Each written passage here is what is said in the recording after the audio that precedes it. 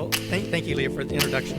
I really appreciate it. I'm never quite sure how I'll be introduced at conferences like this. I've been a business and real estate lawyer for 30 years. I've been an elected county attorney. I've been an elected county judge. I've been the general counsel and legislative director for Texas Association of Counties. And now I run the Great Springs Project. Along the way, I've also worked as a sports lawyer and a Big Bend River guide. But probably the best way that I could be introduced is to say that I'm a sixth-generation Texan.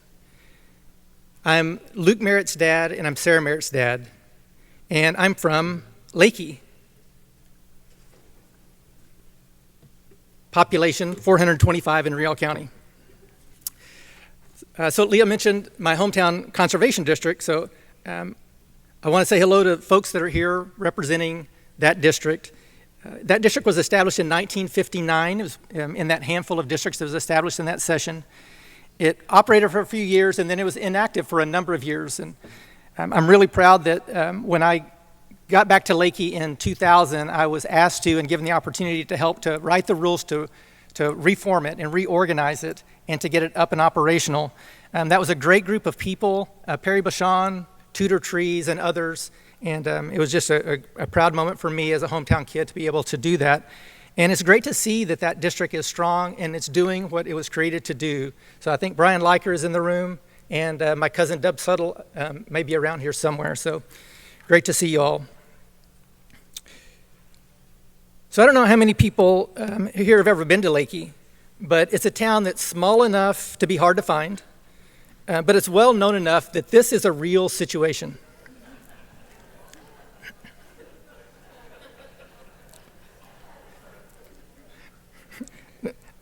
This is an actual sign that was taped to the building next to my office when I was county attorney.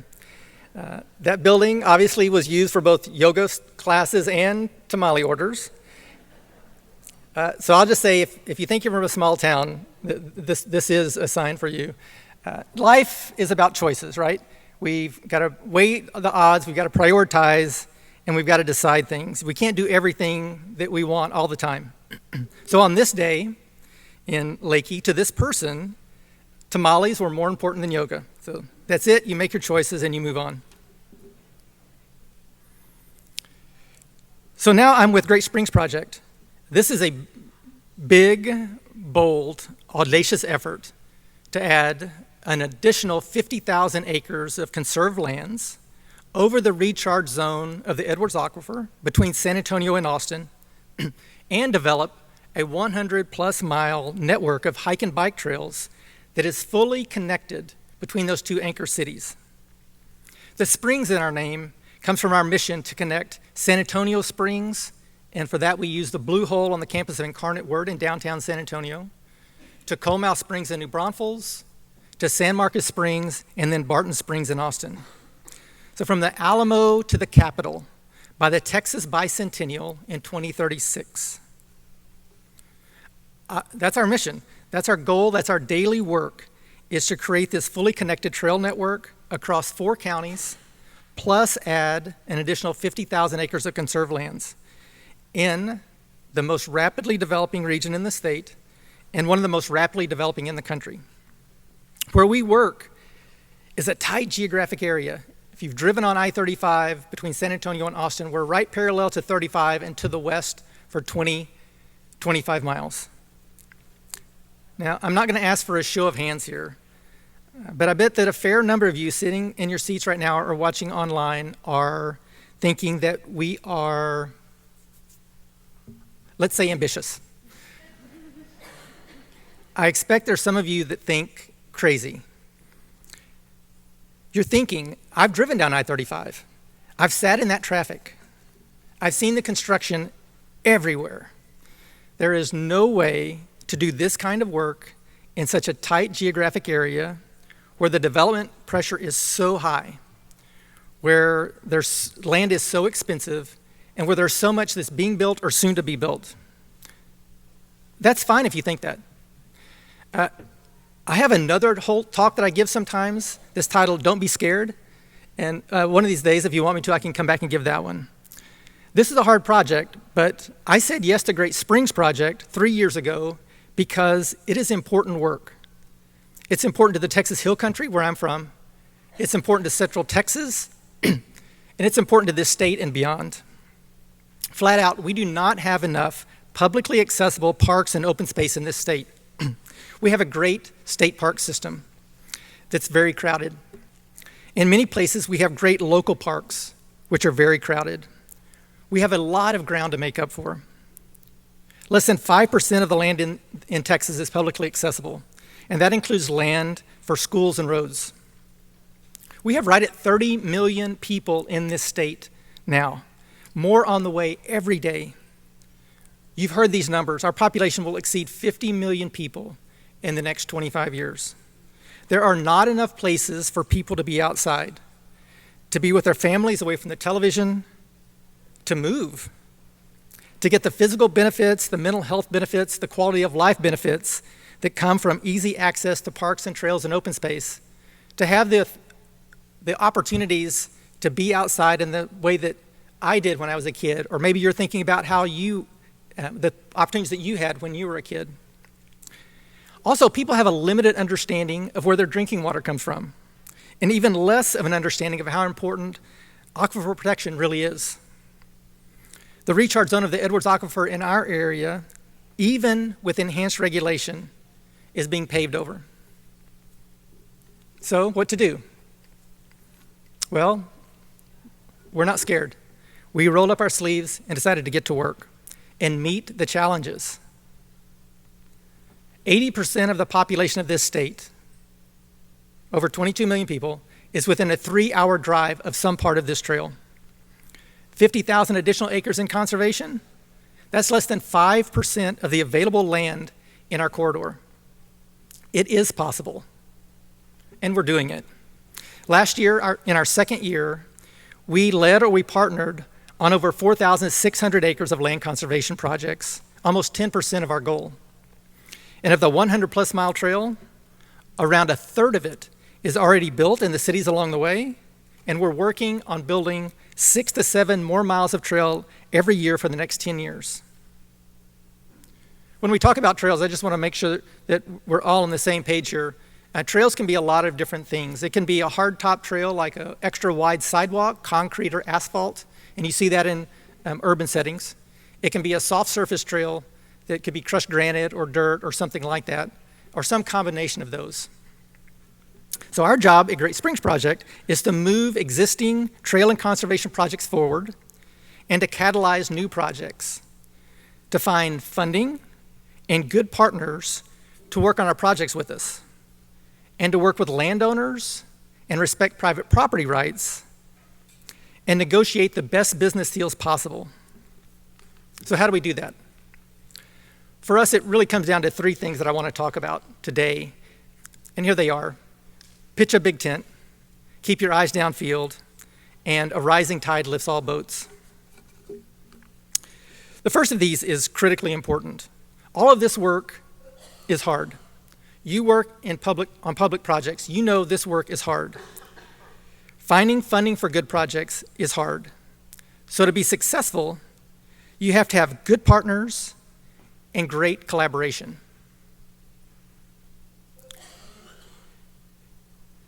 If you want to go fast, go alone. If you want to go far, go together. This is a lesson that I keep learning.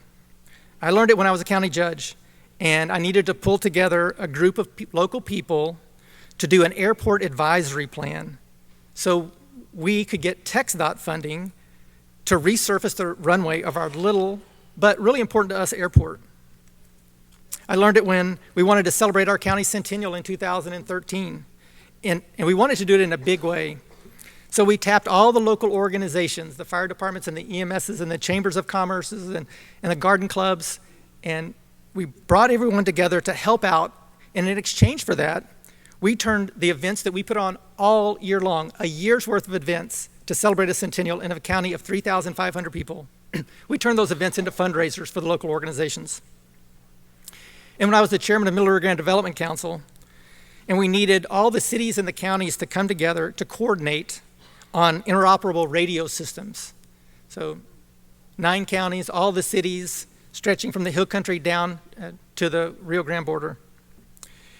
We needed to all come together so that we could have a coordinated system for our first responders so that they could talk to each other in emergencies. So for you, for groundwater districts, how much more effective is groundwater management when there's good collaboration between your district, landowners, and other entities like your appraisal district? Lyndon Baines Johnson said it like this: there are no problems we cannot solve together, and very few we can solve by ourselves. At Great Springs Project, we work with everyone. We work really closely with cities along our corridor, big and small, counties, everyone that's working on expanding trail networks, adding more bike and pedestrian safety features, developing more public parks, and on transportation plans, which is a really important part of how people move around the city and around the counties. We put this group together. They worked for over a year with us to help find the best trail alignments for a 100-mile trail that connects 4 springs, but also connects towns to towns, connects neighborhoods to parks, to schools, to sports fields, and business centers. We put together an equity task force, and these folks worked with us to help us to think about and to plan best for how this kind of infrastructure is going to have, what impact it's going to have on the people and the communities and the landowners along the way, so that we could build those best practices into all of our planning and into all of our work. We work with the river authorities, LCRA, the San Antonio River Authority, the Guadalupe Blanco River Authority. We work with the Meadow Center for Water and the Environment, the Edwards Aquifer Authority, all the land trusts in our corridor, the private landowners in our corridor, and all the other agencies and nonprofit partners on the things that are important to them, that are important to us: watershed protection plans, habitat conservation plans, conservation easements, and trail building. We work with real estate developers. There are big master plan communities along the way. And if they were not part of our constituency, if they weren't under our tent, we would not be able to be successful in our work. So we work with them on figuring out how to connect their work, their trails, their parks with the communities that they're serving. Chambers of Commerce's, economic development corporations, they're interested in quality of life and business development and making the San Antonio to Austin corridor be a great place to live and work and visit, and so are we. Now, this kind of collaboration takes time. You've got to build strong relationships. You have to be a good listener, and you have to listen more than you talk. You have to meet people where they are. You have to have clear communication to figure out where your partner's priorities are and where your priorities overlap, where that sweet spot is that you can work together effectively. That spot where the other person says, yeah, that's important to me. I can find a way to plug into your project and accomplish something that's important to me. Now, I'm not Pollyanna. Not everyone is going to want to help. Not everyone is going to say they want to be a part of your project or see total value in your project. But you have to work to make sure that your project is one that no one says should not be done. So the next thing I want to talk about is keep your eyes downfield.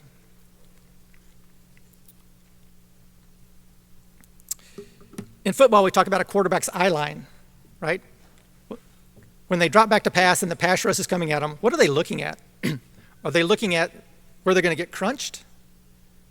Are they looking downfield, finding the receiver and trying to make a play? This rule about keep your eyes downfield, it applies in every part of life. Whether you're playing sports, raising kids, running a business, or working on a public project. You can only get to where you want to go if you look past what is just in front of you. I'm not saying that details don't matter. They absolutely do. You have to get the small things right to get the big things right. But you do that best when you keep your focus on what it is going to take to get the full job done. What are all the steps that need to happen, and in what order? What are the challenges at each step? What are the opportunities? Who can I work with? Who should I try not to work with? What's going to take more time than it should? Every deal, every project is gritty. You're probably thinking about some of the things that you work on right now, and you're thinking about that thing was harder than it should have been. Hopefully you're thinking about that thing turned out easier than it could have been. I'm working on a real estate deal right now where we've been asked by a city to buy a small piece of property that they eventually want to be a park. The city isn't quite ready to buy it. The property is for sale. And so we've agreed to be a bridge for them, to buy it, hold it until the city is ready, and then we'll turn it over to the city for them to develop. This is something akin to what Trust for Public Lands does in some places. This property is only 10 acres, and it's on the edge of town. It looks like it's a really straightforward deal, but it has so many different steps to it. And I've been practicing real estate law for 30 years. We have to get appraisals and environmental reports done in a certain timeline, and because there's a public entity involved, they have to say certain things in certain places. We have got to work with the neighboring landowners. We're developing conceptual park plans and trail plans. We're helping the city find and apply for funding to acquire the property from us. And then we're looking to find the money to buy it in the first place. If we only focused on one or two of those things at a time, the deal would fall apart. We have to look at all the parts, all the steps, all the time, and work those steps in the right order and at the right time for this deal to be successful.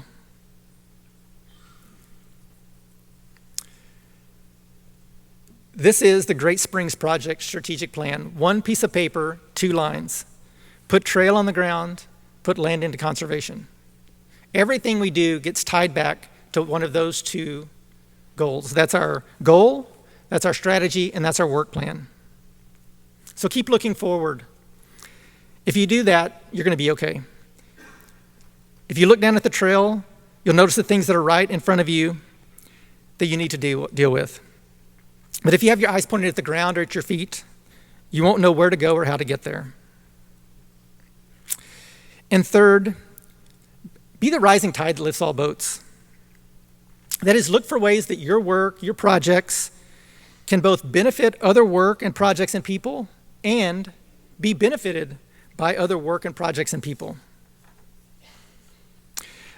Trail projects and park projects are great for more things than just trails and parks. Parks and open space protection, they're important tools for flood mitigation, emergency management, protection of drinking water. Trails can have a significant economic impact at a very low cost. Trails are the best high rate of return, low cost infrastructure there is. That means whether you're in places like Spain or Portugal, where there are pilgrimage trails that are really economic development tools to get people to walk along in these rural areas and stop and stay in the hotels and hostels and eat in the cafes as they're taking the pilgrimage.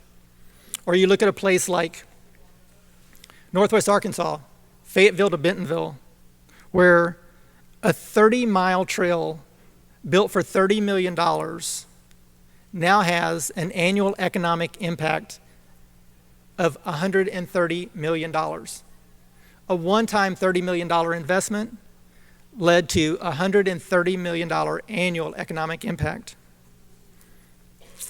At Great Springs Project, we take all of those lessons to heart and we try to figure out how we can add value to all of our projects with a regional vision, but then attention to local detail.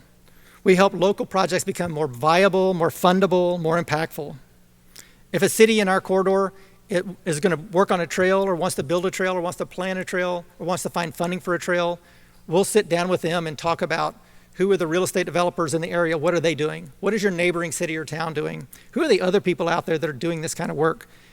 And we try to coordinate that as well as possible so that that city trail is now part of a system and it's more viable. I showed you the slide with our steering committee. They put our trail plan together. That trail plan is on our website. If you're interested in that, it's pretty interesting. One of the things that we worked really hard there was to find the trails that were already on the ground that were viable, and then the next set of trails that could come along. Because the easiest trail to build, the easiest mile of trail to build is the next mile. So for you and your projects, what's the most viable thing? What's the next thing for you? Often the most viable thing, the next best thing, is an extension of what you've already done. We do these projects called Trail Connect, where we bring people together around a variety of topics. It could be transportation, it could be funding, it could be economic development. We bring cities together, we look at maps, we do charrettes. It's work, it's a lot of work, it's a lot of listening, but every bit of it pays off. This is what we're trying to get to, right here. We try to make 1 + 1 = 3. So with you and your work, are there opportunities to engage other agencies or other people so that your work and your projects are both benefited by and a benefit to other projects, other work, other people? If a district is considering an aquifer protection program, is there an opportunity to leverage that program with a local watershed protection plan? How about a habitat conservation plan, a tree mitigation fund? How about the land conservation work that land trusts and private landowners are doing in your area? When we do water sampling, is there another agency or organization or a college class or research center that could benefit from that information? If a water utility is doing a line replacement, is there an opportunity to work with a landowner and a city to put natural surface trail on top of that easement or next to that easement? We're doing exactly that work right now in a city. And then could that city apply for a recreational trails grant from Parks and Wildlife or a local parks grant from Parks and Wildlife to develop a park and amenities? Can you make 1 + 1 = 3?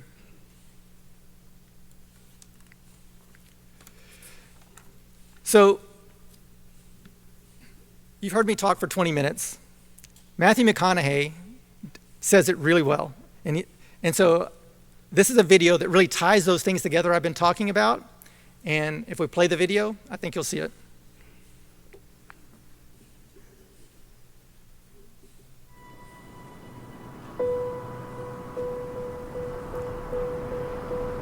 It's no wonder why folks move to the Texas Hill Country. It's one of the greatest places to live. Water magically springs from the earth and entire rivers are born.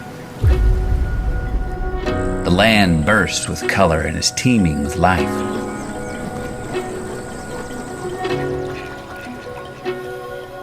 Water defines who we are here, and our identity and history is tied to the Edwards Aquifer and 4 great springs.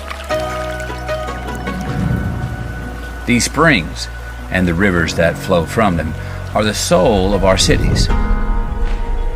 They connect us to nature, giving residents and visitors access to some of the best water recreation opportunities in the world. Barton Springs is the heart of Austin. San Marcos Springs gives birth to a river. Comal Springs is the largest spring in the Southwest. And the San Antonio Spring is the original source of the San Antonio River. These springs and thousands of others are connected underground by vast aquifers. The Great Springs Trail is the connection we need. A trail that runs through the land that defines who we are. Some of the trail is already established, and it's time we connect the dots. Trails make us healthier, and they make our towns, our cities, and our neighborhoods even better places to live. People live longer with access to nature, and trails show you to the wonders of the world.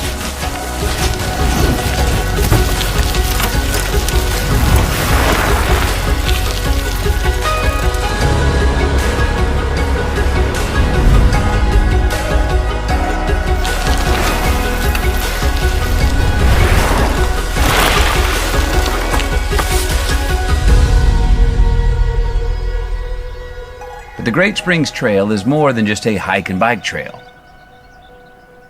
It will conserve a breathtaking part of Texas and the most quickly developing region in the United States.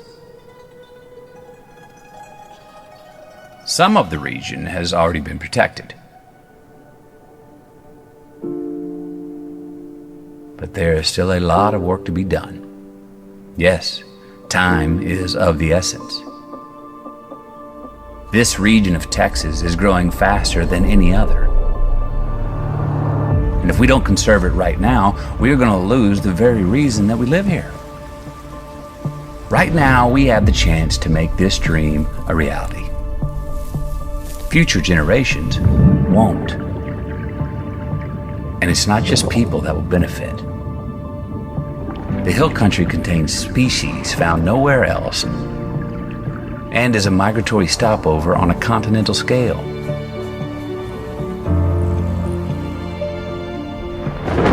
Water that falls here is captured by grass and soil, seeping into the land and into vast underground aquifers.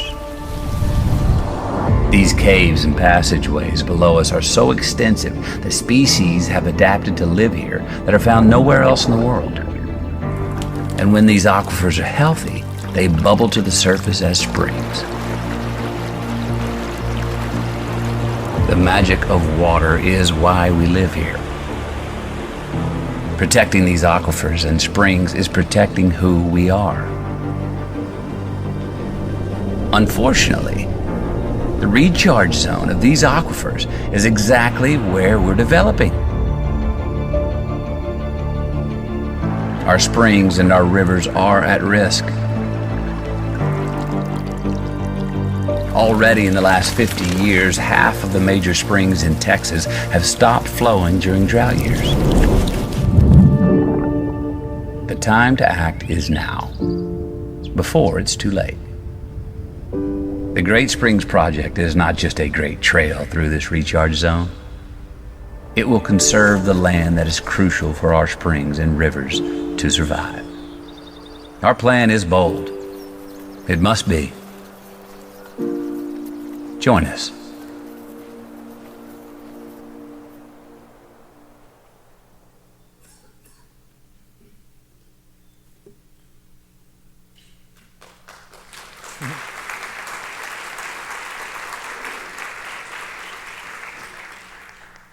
Well, thank y'all for that. I just want to leave you with kind of the theme for today. That big tent, make it impossible for anyone not to want you to succeed. Keep looking down the trail and focus on all the things you need to do to be successful.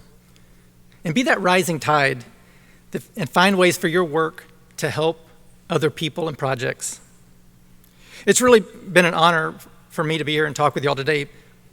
Please let me know if there's ever anything I can do for anyone in this room. And I'll just leave you with this. When you take on those hard projects, and when you've succeeded, when you've accomplished it, you've done it, and you've come out the other side, think about this. I'm glad I did it. Partly because it was worth it, but mostly because I shall never have to do it again. Thank y'all so much.